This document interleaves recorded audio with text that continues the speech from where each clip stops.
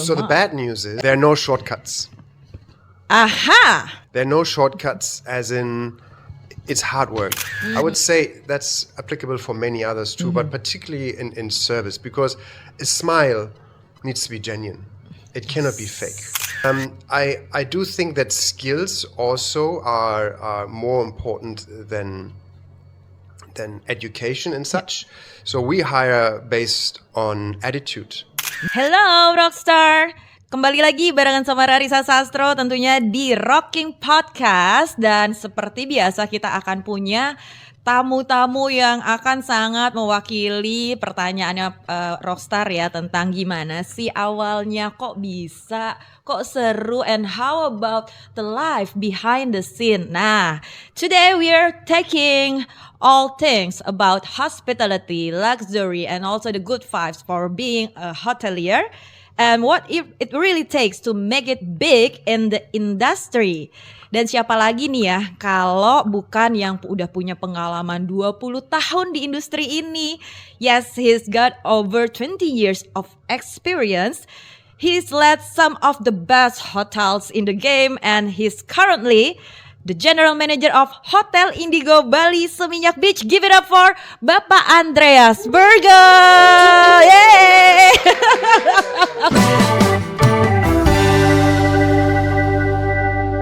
How's life going around you right now? It's been a bit turbulent this year, and we're only in February. Yes. But I think our business always comes a little bit in waves. So there are some days which are extraordinary and some days which are okay to cool down again. Yes. So, Pak Andreas, you basically grew up in a hospitality industry, right? And we heard some news. When you were a kid, you did something very, important for being in hospitality. It was when you, back in Germany, I heard about your family running a business, restaurants in Germany. Right. So it's not a long story, but Yes. I guess everybody has a reason why they enter certain trades or certain businesses. And mine was clearly that I was always connected to my father's or my grandparents' industry, which was hospitality. In no comparison anything like hotels, more like small lodges, restaurants, and it always. I think what I learned was the service factor and how to make people happy, and that's the early stages of my career. Why I chose actually to continue that career path was for me most exciting to make somebody smile. That's the most important thing in hospitality. I to think make so. somebody smile. Should be. Wider, right? And what were you doing in back then in that restaurant? So I remember there were days somebody had to give me a little crate of a beer crate, actually, just to be able to reach the bar counter. And I was in charge of the non-alcoholic drinks section in that bar and worked my way up. The next year I was allowed to serve a beer. Obviously, that was all not legit, and it was a friend's restaurant. Washing glasses was my second favorite. Oh my! And that's where it all started off. As soon as I could reach the beer counter, yeah. Oh, that's beautiful experience. And did you always know that you wanted to be in this industry based on that?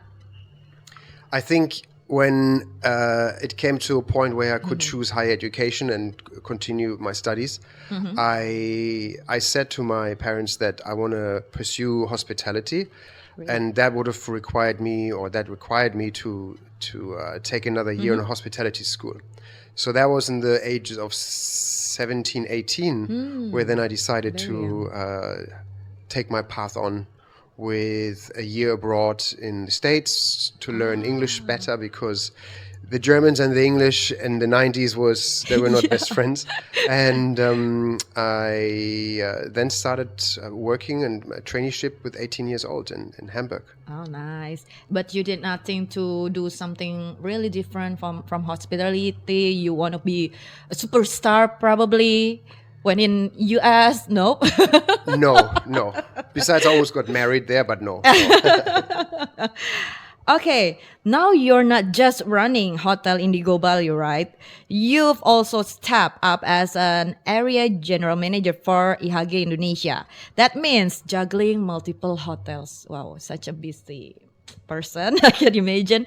And each with its own brand personality, gas, and also the unique vibes. And how do you switch gears and make sure every hotel stays true to its identity? How do you make it Good so question. far? So far. Okay, so just to understand this role, I'm not a GM of 10 other hotels, Okay. and I'm lucky enough to have now a wider team of other general managers Yeah. who I speak and I work with together. Now they are juggling the day-to-day business.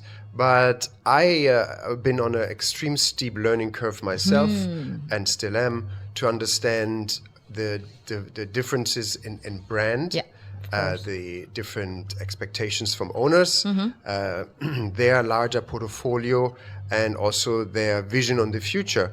And to sum it up, it's headache times 10.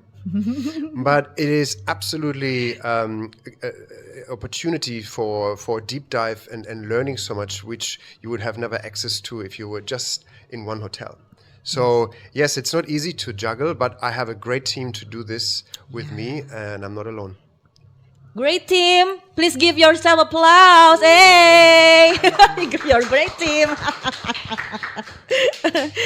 Oh, that's very nice. And Hotel Indigo Bali Seminyak Beach isn't just any luxury resort. It's got this incredible blend between Balinese tradition and modern style. And I need to know, we need to know, what are some of the unique features of experiences that really set it apart from other hotels in Bali, in your opinion? Actually, you shouldn't ask me. You should ask the guests. Oh. So maybe you should go over there now. Yeah, I went to the Mas Ian Kusuma, hi. Yeah, I really had times, as always. I mean, like, you can just walk into the beach and then see, like, sometimes you have these cultural events and also the very powerful modern music vibes. Well, I like, a coffee in the,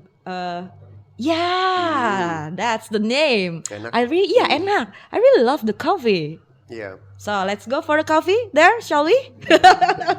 coffee and beer. Coffee and beer. Oh yeah, Bapak. Talking about beer, what is your favorite, blend of beer? Because there always be a beer festival in Germany, right? Yes. So it's none of the beers here, but I got very accustomed to the beers in Indonesia, and they're not bad. But if I go back, I like the local beers in Germany, coming in half a liter only, which is okay. You just have less. But again, I just got used to the beers here. Okay. Actually, I had 2 days ago a beer mixed with arak. So whatever is possible. So you prefer the dark one or the light one? No, the light one. Oh, no. Yeah. The Pilsner one. Okay, so back to your question. Yeah, let's go. So I think I've been on this island now 11 years, and I was fortunate to see a few hotels as a customer and also to work in some. And one of the key differences in our hotels, and there are many beautiful resorts in this island, and there are some more luxury places by far. I get to hear from the customer, and that's really what matters to me, that this hotel feels like home. Yeah, And the amount of people who haven't stayed in our hotel and then actually extended their stay is quite severe. So that shows me that our brand awareness is just growing. But when we get a chance to show it to the customer, we nail it. Yeah. Now, let it be the design features, these small little designs in your room, around the public areas, from the entrance to the departure, to make you feel more like home. Let it be the Balinese customer service to it. Let it be the Indigo touches, which comes with our neighborhood story and the emphasis of the place where you are located in. Our activations and happenings in areas like the cultural aspects, where we have Balinese dress ups, or we have a lot of activities for our community too. For an example, we have an activity with Bawa, who we helped to nurture 80 animals from the surrounding areas. So the dog owners could bring them over. We facilitated yoga classes with puppies, and that helped us to fund also these things. We've been helping rice farmers to take over their rice plantations, harvested the rice and gave it to an orphanage. We work together with a lot of NGO partners. We also work with partners who are relevant to our business, which are gym facilitators, where we have activities over the weekend, bring in people from the neighborhood, guests as well, residents, to have a great workout over a weekend and bring in the relevance to this generation, also to the trends. So we're not trying to be hype, or we're not trying to be trend oriented. I think we are listening to our customer base, which is very vast, and we have many nationalities coming to us. So to cater for so many is not easy, but we work after feedback, and that's really where we strive. We listen and we act on those. Yeah. For me, Indigo is always bring some kind of warm and friendly atmosphere every time I come in. And also like what you told before, you can find it through a little piece of joy, just like having a coffee and, well, I like it to be here and I will come back, right? That's what kind of gas that we always come back to your property. And also if we want to make it big in hospitality, I will ask you about what kind of skills or mindset that you think, it needs to be provided if we want to be a hotelier. Probably for anyone out there who have a dream, whether to be a GM, a hotelier, or even starting their own business. What do you think, Pak? What kind of mindset in your So mind? the bad news is there are no shortcuts. Aha! Good answer. There are no shortcuts, as in it's hard work. It's labor. The good news is I met so many people who have all this passion towards this industry, and for them it's a piece of cake. So I think if you don't love what you do, it's very hard to thrive in this field, in this industry. I would say that's applicable for many others too, but particularly in service, because a smile needs to be genuine. It cannot be fake. True. And our customers see that. And I think once again here we are blessed with a service culture on this island and in our hotel that you can really tell the difference. I do think that skills also are more important than education and such. So we hire based on attitude. Attitude towards work, towards their team members, because it's a team effort. Exactly. And we base that and build their future if they allow us. They basically need to be a sponge. They need to be ready to absorb a lot of learnings, because to be good, there is a lot of little details you should know. Yes. But it's definitely possible, and I have many cases where somebody who was actually, I started off with washing dishes. That was my very first appointment, being in stewarding and washing pots and pans in the staff cafeteria. Oh my! So I went the hard way, and I could relate to everybody's job and everybody's scenario in a hotel, because I cleaned rooms and I parked cars, carried luggage. And that was the benefit of having this education in Germany. But even then here, people have the opportunity to do this, but you need to be passionate about it. I also think that the good news on the other hand, is that there is a lot of opportunity on growth and career making. So if you are smart enough and not only working hard enough, you teach yourself a little bit, because now the internet allows you also to learn so many little tricks. And I give you a very small example, because one of my first real jobs in front of house, so meaning guest facing, was to work at a hotel bar. And that hotel bar was a business hotel bar, meaning people came there often alone. Yeah. And I had to engage with various customers, English-speaking, people who are CEOs, people who are directors of other companies, probably 3 times my age. How do I connect to them? What do I talk to them about? And that puzzled me so much because I felt so uncomfortable actually approaching them. Yeah. Beyond that order taking, I was clueless what I could talk to them. So I also grew up in an age where internet was not that accessible, but there were great books, and I learned about spirits. What books, Bapak? What books? What title? Do you remember? There is a book, or there is a book series called. It's in got me Deutsch. off guard. Yeah. No. In English. It will come to me. Give me a second. Please. But beyond that, it was only stories about the brands.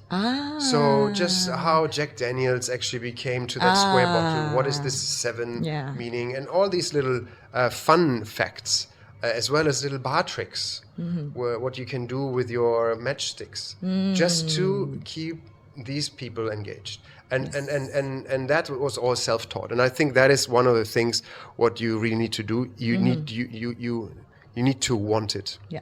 So if you don't want, nobody will come and teach you. You need to be the dry sponge and be absorbed by your surroundings and take that learning. Most of the very influential people in the world are reading books. You're one of them. In those days. Yeah. And if I can ask you, like probably the last question, for you, are you seeing yourself as an introvert or as an extrovert? What do you think? That's a good question, because I keep wondering myself. I think if I could choose, I'm an introvert, but my job modeled me to a 70% extrovert. So because being exposed to people around you all the time, you cannot be an introvert. Yeah. But if I could choose, I shut the door and it's just me and my family and happy days. So I'm a bit of a flex. Yeah. That sounds that you're kind of introvert, probably like 60% introverts and 40% extroverts. Because you're such a good observer, and you said about this little thing around you to observe, to absorb. Yeah, it's very introverted things, I believe. Probably, yeah. Probably. And so, any other words you want to tell to the audience, Bapak? Please just let it flow. Or do you have anything around your mind? Like this time, what is your hope about all the surroundings, the hotel, the hospitality thing, industry in Bali, basically? So first of all, I'm actually glad to work in an industry which gives so many people a job. Yeah. And I was unfortunate enough to be here during COVID times as well. And I know how important this industry is. So I do hope that Bali travel and tourism, and not pointing any fingers at anybody, will continue sustainable and organically in the future, so that people are coming back and having a great time in Bali with whatever that is connected to. I hope also that hotels will continue to challenge status quo, and I think we're only getting better by seeing others doing great things. Yeah. And challenge ourselves to do better. I think also that the hotel industry here, particularly in Bali, is far ahead of some other islands across the world, from its food and beverage levels, from its international reach. So I hope this will also continue to be an island where luxury is associated with, and not only mainstream travel. Yes. That's what I hope. More education opportunities for people in Indonesia around that segment. I think the service industry is not on a dying arm. AI cannot replace a smile. It cannot That's replace to serve you across a hotel in luxury. And other than that, I wish us a little bit more sunshine than rain. Yeah, let's hope for that, Rockstar. And thank you for sharing your journey and all those golden nuggets of wisdom, Bapak. We really appreciate it. And so before we wrap up, where can people follow or learn about Hotel Indigo Bali? The Instagram or the website? Sure. You got it all. Instagram, YouTube, Yeah. TikTok, Oh. and whatnot. No QR codes here, but I'm sure we can embed that into that later. Yes, just follow Hotel Indigo Bali Seminyak. All right, on this. Or there. Yeah. or there, or here. Okay, thank you so much, Pak Thank you, Andreas, Risha. Thank you, Hard Rock. for coming here. And alright, Rockstar, that's a wrap buat The Rocking Podcast kita hari ini. So, terima kasih banyak sudah menyimak. And of course, abis ini jangan kemana-mana, stay tune terus di 87.8 FM, The Rocking Life Bali. See you right there. Bye. Where everyone can be a rock star. TRL, The Rockin' Life.